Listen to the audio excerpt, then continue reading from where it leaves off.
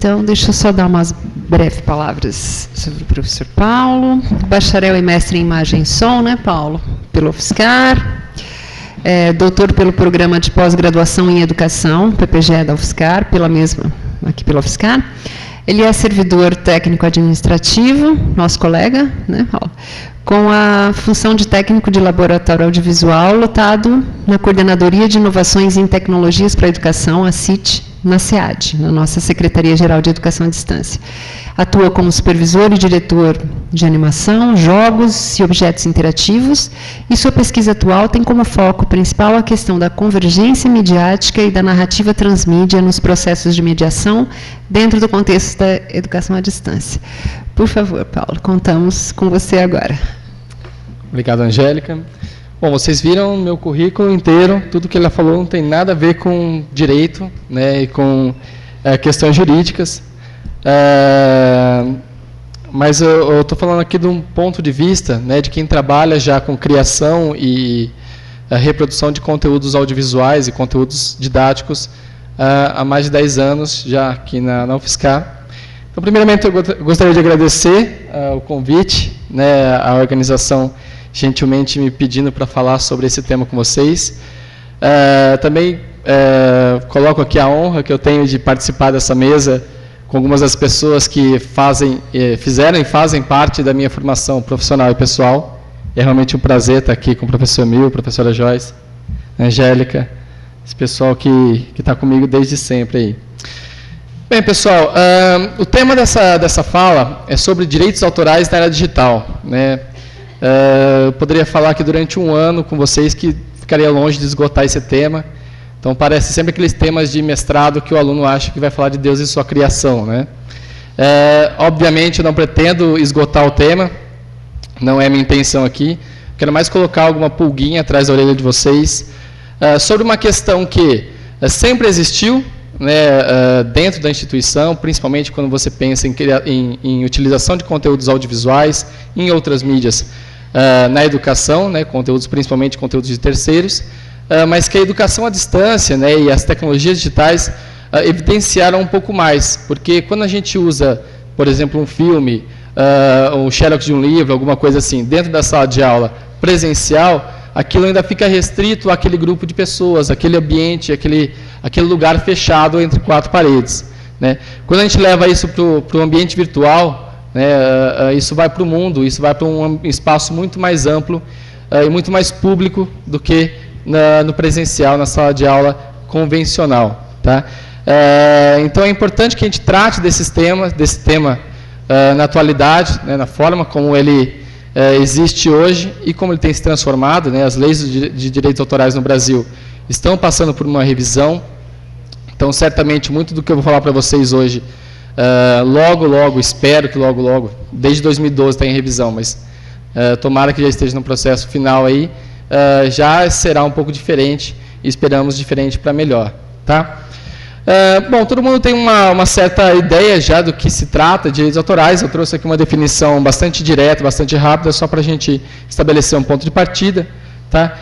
Os direitos autorais, né, ou direito autoral, é um conjunto de prerrogativas legais que basicamente conferem o direito do cara que cria algo, né, de ser beneficiado por aquilo, tá? Ou seja, dele colher os frutos da criação dele, né? Seja a criação audiovisual, criação intelectual como um todo, tá bom? Então, a lei basicamente trata da relação entre o criador e a criação, tá?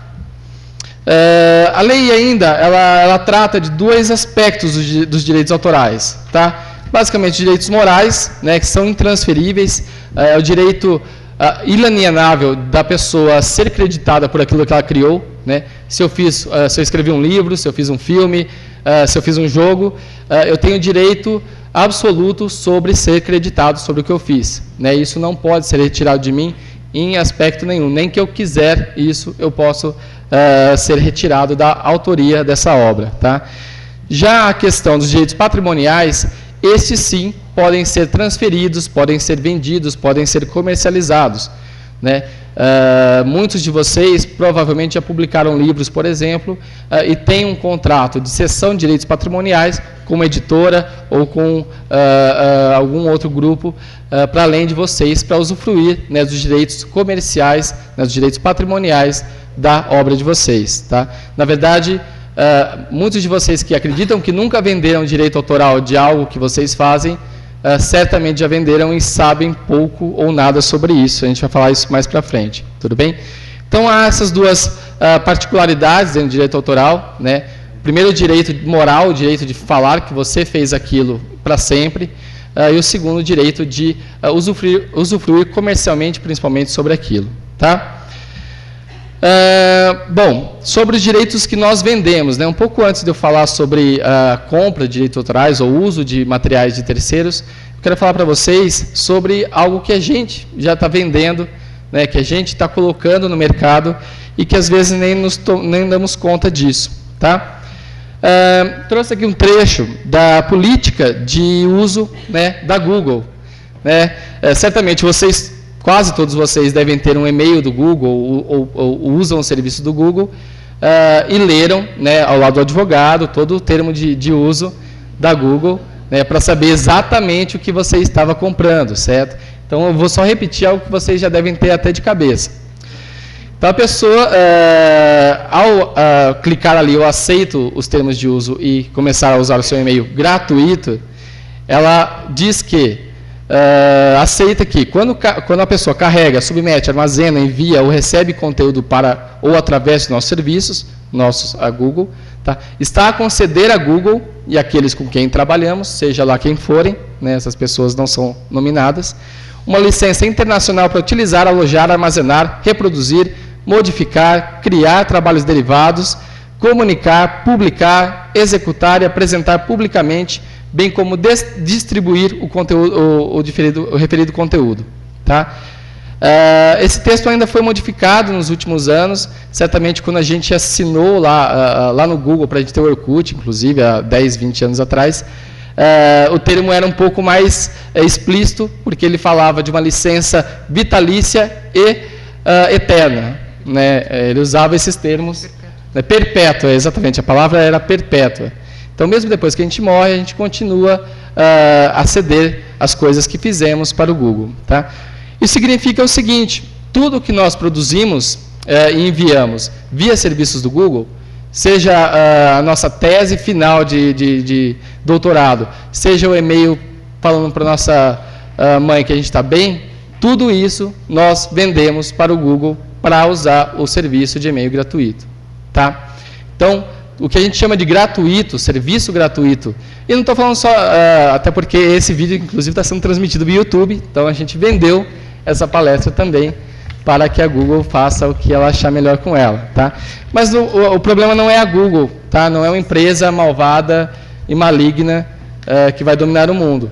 Todos os direitos que a gente usa virtualmente, então Yahoo, Facebook, WhatsApp, tudo isso, todos eles têm um termo muito parecido com esse. Tá? Para que a gente possa usar os serviços gratuitos, a gente está cedendo o direito de uso de tudo que a gente produz. Tudo bem? E se vocês estão pensando, poxa vida, que desgraça, então eu vou lá e vou apagar minha conta do Google. Não adianta. Tá? Mesmo que você deixe de assinar o serviço, tudo que você já publicou é deles. Então, o termo ainda fala, isso aqui é citação direta, tá? O termo ainda fala, os nossos sistemas automatizados analisam o seu conteúdo, incluindo e-mails, para lhe fornecer funcionalidades do produto pessoalmente relevantes, como resultados de pesquisa personalizados, anúncios adaptados às necessidades e detecção de spam e software maligno. Essa análise ocorre quando o conteúdo é enviado, recebido e quando é armazenado. Então, em 3 momentos, tudo que vocês escrevem e mandam por e-mail ou por comentário no Facebook, no YouTube, tudo isso é analisado e armazenado na Google para que eles utilizem, segundo o que eles dizem aqui, para melhor servir vocês, tá? Ou servir todos nós.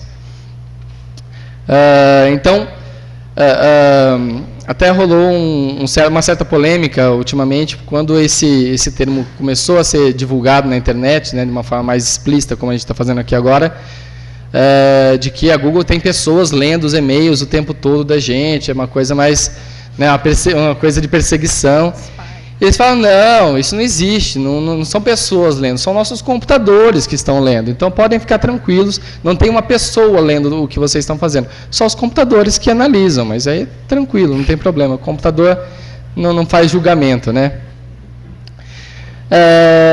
Então, eu trouxe aqui, só para não vilanizar a Google, ou só a Google, eu trouxe também o termo do Yahoo, né? Que, inclusive, é um termo bastante técnico, né? Então, vai lá. Limitamos o acesso às informações pessoais que temos sobre você e a nossos empregados, que conforme acreditamos, é uma crença deles, então, né, eles acreditam que os funcionários precisam dos dados de vocês, ou dos dados de todos nós, para lhe fornecer melhores serviços e produtos. Tá? Então, contamos com recursos de proteção física, eletrônica e procedimental, que atendem a padrões internacionais. Então, fiquem tranquilos, ninguém mais está lendo, só a gente. Tá? Então, fiquem sossegados. Que é público, mas só para a gente. Né?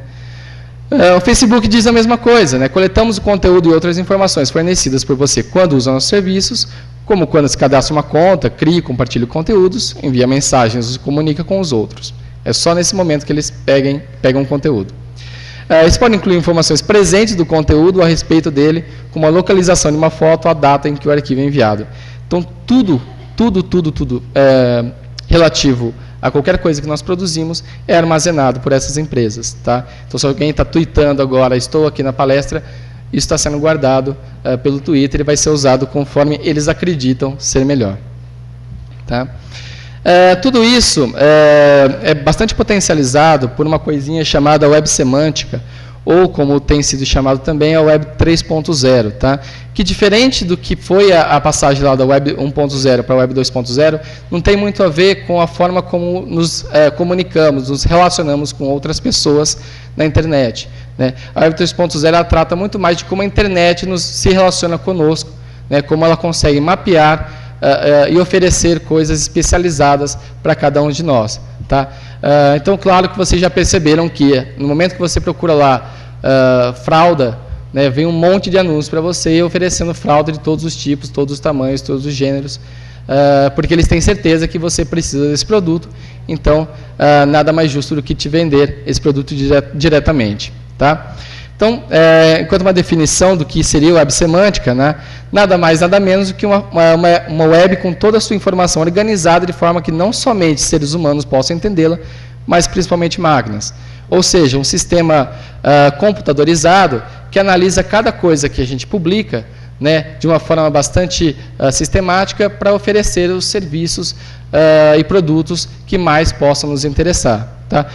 Como isso pode funcionar melhor? Eu vou mostrar para vocês 2 exemplos do que nós vendemos para a Google e qualquer outro serviço, tá? E o que, portanto, é deles. Tá? Então, esse e-mail aqui, olha só. Caro orientador, segue em anexo a minha tese completa. Como você se lembra, a banca deu nota máxima e recomendação de publicação. A Google pode pegar essa tese e publicar e vender, né? Claro que citando nosso nome, porque o direito moral é nosso. Pode. Ela vai fazer isso? Não vai, porque se tem uma coisa mais valiosa hoje do que informação, é a imagem da empresa. Né? Então, se a Google fizer isso com uma pessoa, a imagem dela diante de todos os outros milhões de usuários, ela pode se perder, e aí a venda do livro, por mais importante que ele seja, obviamente não vai pagar. Tá?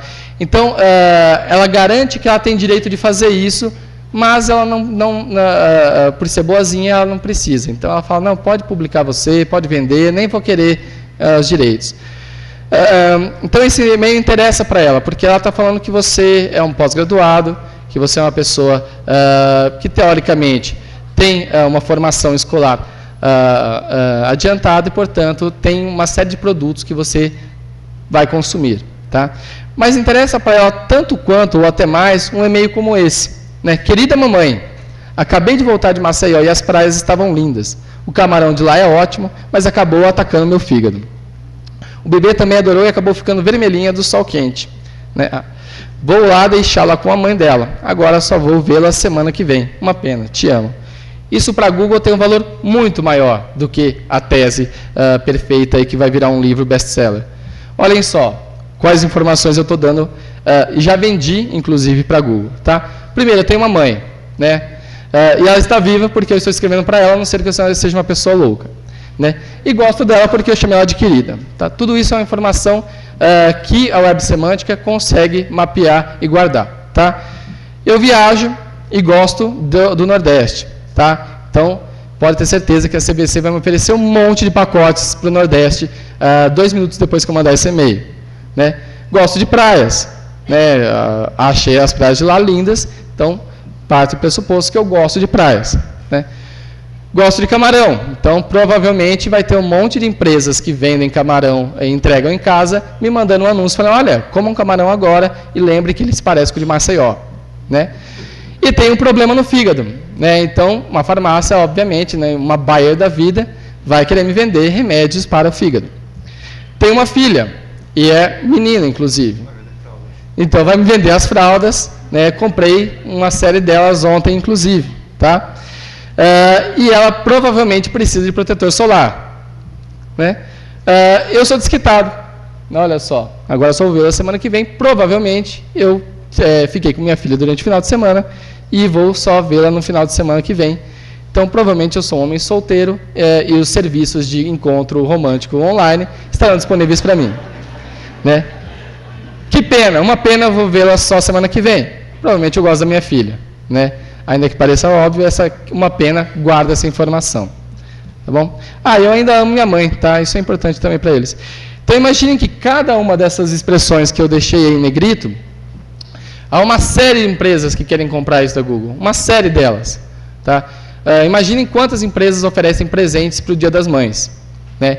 Quantas delas não pagariam milhões e milhões de dólares, de reais, de ienes, para saber a informação de quem é que tem uma mãe e gosta dela.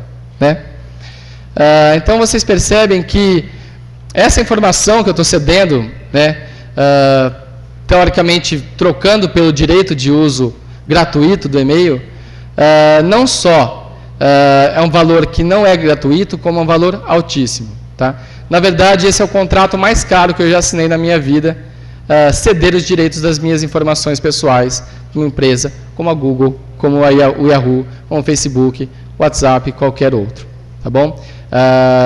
O jurista que da qual eu vi essa palestra, inclusive, falou, esse é um contrato que a gente assina com sangue, né? Porque é um contrato vitalício para o resto da vida e, inclusive, para depois dela. Bem, como é que estou? Ainda tem. Estou bem, estou tranquilo. 5 minutos eu te aviso. Maravilha.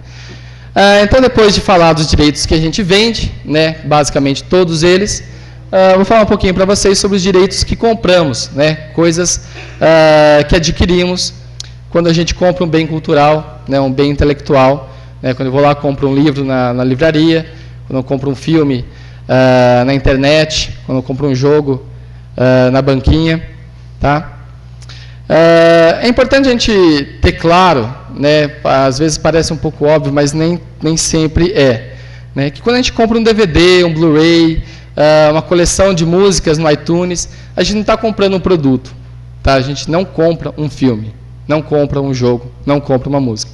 A gente compra o direito de reprodução. Tá? Ou seja, ainda que eu tenha a caixinha com o filme lá em disco, em fita cassete, ou em qualquer outra mídia, né, não foi isso que eu paguei. Paguei talvez o custo ali da impressão, né, o custo da produção da mídia em si. Mas quando eu pago lá 50, 60 reais num filme, não é a caixinha, não é o disco que custa isso. Tá? É o direito de poder assistir aquele conteúdo. Para que eu usufrua desse direito, a empresa me cede uma mídia reproduzível em casa. Tá? Isso muda completamente a forma como a gente acredita que é quando a gente compra um produto assim. Né? E exatamente por isso fica mais claro por que eu não posso, por exemplo, fazer uma cópia e passar essa cópia para a Angélica, do Guerra Civil, que eu acabei de comprar. Né? Porque, teoricamente, se eu comprei o disco, ele é meu, eu faço o que eu quiser com ele. Não. Eu comprei o direito de uso e de exibição privada desse bem. Tá? Se eu multiplico esse direito, eu estou transgredindo a lei. Tá? Por isso que eu posso fazer uma cópia para mim de um filme. Né? Se vocês olharem direitinho os termos de uso, eu posso fazer quantas cópias eu quiser para mim. Eu não posso multiplicar o direito. Então, se eu quiser vender esse direito para a Angélica, eu preciso ceder esse direito entregando o disco, o único disco, o disco original para ela. Tá? Então, por isso que a multiplicação do produto, né, criar várias cópias e distribuir, ou a exibição pública desse produto, transgridem as leis de direitos autorais. Tá? Porque eu comprei um direito privado. No máximo, eu posso assistir com a minha família em casa, né, uma exibição privada. Quando eu trago um filme, né, se eu colocasse para vocês um filme aqui agora, eu estaria transgredindo a lei mesmo que eu tenha comprado o disco do filme, né, porque o direito que eu tenho não é de exibição pública. Tá? Então, em resumo, né, eu fiz imagem e som aqui no UFSCar e posso dizer que todas as vezes que eu assisti um filme na sala de aula, que basicamente são todos os dias, né, aquele professor estava transgredindo a lei de direitos autorais. Tá? E a gente só não denuncia porque a gente gosta deles. Ainda assim, né, a gente tem aí alguns precedentes de que o nosso poder legislativo ele acaba dando uma aliviada nesse sentido, né, quando a gente pensa em reprodução de conteúdos para fins didáticos sem fins lucrativos. Tá? Então, já há casos, por exemplo, de professores que foram denunciados, né, seja pela empresa ou seja por alguém que não gosta deles, que de repente não gostou do filme, e que não foram condenados a pagar uma multa. Né, depende muito do produto, mas tem casos que a multa chega a ser 3.000 vezes o valor da licença. Né? Então, 3.000 vezes o valor do software ou de um filme. E que ele foi absolvido porque se entende que não há uma transgressão dos direitos da pessoa que criou. Ela não está perdendo dinheiro, ela não está perdendo nada com a exibição para fins didáticos. Tá? Ainda assim, é uma forma de aliviar, é o jeitinho brasileiro. Né? Legalmente, oficialmente, isso não é possível. Tá bom? Isso se estende também, por exemplo, para xerox de livros inteiros. Né? Muitas vezes a gente já tirou xerox de livros inteiros, isso também não pode, e várias vezes a lei pega um pouco pesado com quem faz isso. Tá? Ainda assim, 3 DVDs por R$10 acaba sendo sedutor demais. Né? Quando a gente fala de educação, né? Então, como eu falei para vocês, a Lei de Direitos Autorais ela é rígida, mas a gente acaba tendo uma certa variação de possibilidades aí. Né? A lei já é antiga, quando a gente fala que uma lei sobre algo é de 98, não parece tão antigo assim, né? Considerando que a nossa Constituição é de 88, essa lei 10 anos depois. Só que ela já está ultrapassada. Por quê? Porque ela foi criada, né, num contexto que as tecnologias digitais, né, a reprodutibilidade técnica possibilitada pelas tecnologias digitais, ainda era incipiente demais para ser considerada dentro de uma lei. Né? Então, a internet ainda era relativamente precária, né? Dificilmente você conseguiria ver qualquer coisa visual na internet ainda em 98, ou quando a lei foi criada lá em 96, 97. Né? Para abrir uma imagem, eu lembro que a gente deixava a imagem carregando, ia tomar um café, voltava, metade estava lá. Né? Então, não se pensava muito bem sobre como seria essa questão de reprodução e de distribuição de conteúdos em 98. Então, nesse momento, ela é ultrapassada e, por isso, passa por uma revisão no Brasil. Ainda assim, ela não vai mudar tanto assim, porque a lei brasileira, por mais que a gente possa ter críticas a ela está de acordo com vários acordos internacionais, com vários meios internacionais de proteção de direitos autorais. Então, ela não é defasada porque é brasileira ou porque nossos políticos são mais lentos.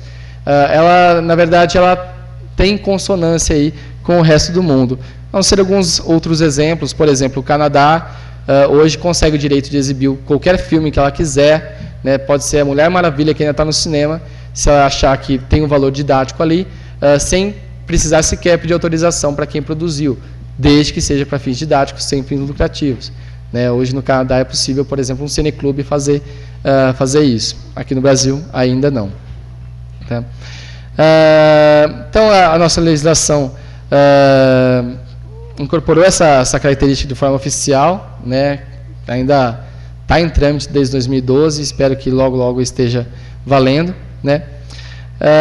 Mas ainda assim é uma infração e, portanto, um risco, né? Exibir filmes ou usar qualquer conteúdo protegido de direitos autorais em sala de aula, por exemplo. Inclusive vídeos do YouTube, tá? Não é porque o produto é gratuito para acesso, né? O YouTube, por exemplo, o Vimeo e qualquer outro canal, que ele é aberto para utilização, tá? Quando vocês assinam lá para assistir alguma coisa do YouTube, vão ver que, de novo, a exibição é privada, você não pode baixar aquele conteúdo, não pode remixar, todos os direitos são reservados ao YouTube para quem a pessoa que publicou lá vendeu esses direitos. Tá? Há alternativas já vigentes, né? A professora Joyce vai falar um pouquinho, né, sobre recursos abertos, mais profundamente. Né? As licenças Creative Commons, elas possibilitam o uso de recursos intelectuais de uma forma mais aberta para quem quer utilizar com fins específicos. Tá? Há algumas licenças, não vou falar sobre todas elas, mas há desde a licença geral, que permite que a obra seja reproduzida, seja distribuída, remixada, adaptada, inclusive vendida, desde que garantidos os direitos morais. Tá? E há outras variações, por exemplo, que permitem só a reprodução integral, né, que permitem a remixagem, mas o uso não comercial e assim por diante. Tá? Sugiro que vocês, caso tenham interesse, procurem no próprio site da Creative Commons todos os tipos de licença possíveis, inclusive é possível pesquisar lá produtos criados em cada uma dessas licenças. Tudo bem? Há também conteúdos em domínio público. Né, a Lei de Direitos Autorais, ela determina que uma obra ela cai em domínio público, ou seja, ela fica livre dos direitos autorais patrimoniais, né, depois de um certo tempo da sua publicação. Isso varia de cada mídia, de cada produto. Tá? Obviamente, de novo, as empresas que detêm esses direitos acabam burlando um pouco essa lei. Né? Mickey Mouse entraria em domínio público, por exemplo, o ano que vem. Né? Imaginem o prejuízo para uma tal de Disney se o Mickey Mouse pudesse ser usado por qualquer pessoa sem direitos. Né? Então, há uma forma de se burlar uma lei de um país inteiro para se proteger uma obra. Mas, de forma geral, tá? Música, filmes, livros, tudo isso entra em domínio público a partir de um certo tempo. Tá? Peço que vocês consultem cada um desses prazos, se tiverem interesse. Tudo bem? Há também alguns domínios que centralizam essas informações, ou alguns desses conteúdos que já estão em domínio público, como o dominiopublico.gov.br, aqui no Brasil, e, de uma forma mais internacional, o publicdomainday.org. Tá? É importante lembrar que, mesmo que o site internacional liste que um produto é livre de direitos autorais, você tem que garantir que no Brasil ele também está livre, porque a legislação de um país para outro é um pouco diferente, então pode mudar 10 anos para cá, 10 anos para lá, o que pode ser uma variação aí. Pode ser que alguma coisa esteja livre em um país e não livre no outro. Tá bom? E só para finalizar, estou terminando meu tempo aqui, algumas recomendações para quem trabalha como docente, né, quem gosta de usar materiais audiovisuais e intelectuais em sala de aula, seja ela presencial, seja ela virtual, são aquelas recomendações mais comuns. Tá? Então, dá preferência para vídeos e conteúdos de produção própria ou da comunidade acadêmica, tá? De pessoas que você conhece, portanto, não vão te processar se você usar. Tá? Utilizar obras licenciadas com Creative Commons. Né? Exibir ou utilizar trechos, né? A legislação permite que você use trechos de um filme, ou trechos de um livro, ou trechos de uma música. Né? Artes plásticas, é possível você usar a reprodução da imagem inteira, desde que, de novo, não se ganhe dinheiro com isso. Tá? Sugerir, se houver interesse ou mesmo necessidade, que o aluno assista a obra inteira em casa, ou leia o livro inteiro em outro espaço, para que você garanta que, se ele transgredir a lei, a responsabilidade é dele. Tá? E utilizar filmes, imagens, textos e músicas e outros materiais que estejam em domínio público, que é particularmente a forma mais tranquila de se utilizar esses conteúdos, sem nenhuma preocupação com problemas legais. Tá? E aí, para finalizar, deixo alguns questionamentos para vocês, né, sobre questão de autoria em tempos digitais, né? A Wikipédia, que todos vocês adoram que a gente cite Wikipédia lá, define um termo, da onde você tirou Wikipédia? Poxa, que legal, todo mundo adora, né? O que é a Wikipédia, as redes sociais e ferramentas de texto colaborativo, né? O que elas trazem de novo para a questão de autoria, né? A autoria colaborativa, a autoria contínua, né? O que muda em termos de quem fez o quê, tá? Quais os aspectos da lei de direitos autorais que não cabem mais diante desse contexto de evolução tecnológica, né? Essa evolução digital pela qual nós estamos passando? E qual é o real preço que estamos pagando pelos serviços que consideramos até então gratuitos? Tá? O que nós estamos vendendo de fato quando a gente acredita que está usando um serviço de qualidade e que a gente não paga nada por isso? Tá? Será que a gente não paga mesmo? Então, eu quero agradecer novamente pelo convite. Espero não ter ultrapassado muito tempo. Acho que não, faltam 20 segundos. Então, agradeço rapidamente. Feliz por estar aqui. Espero ter passado alguma coisa para vocês refletirem, né, sobre o tema de direitos autorais, especialmente na área da educação. Muito obrigado.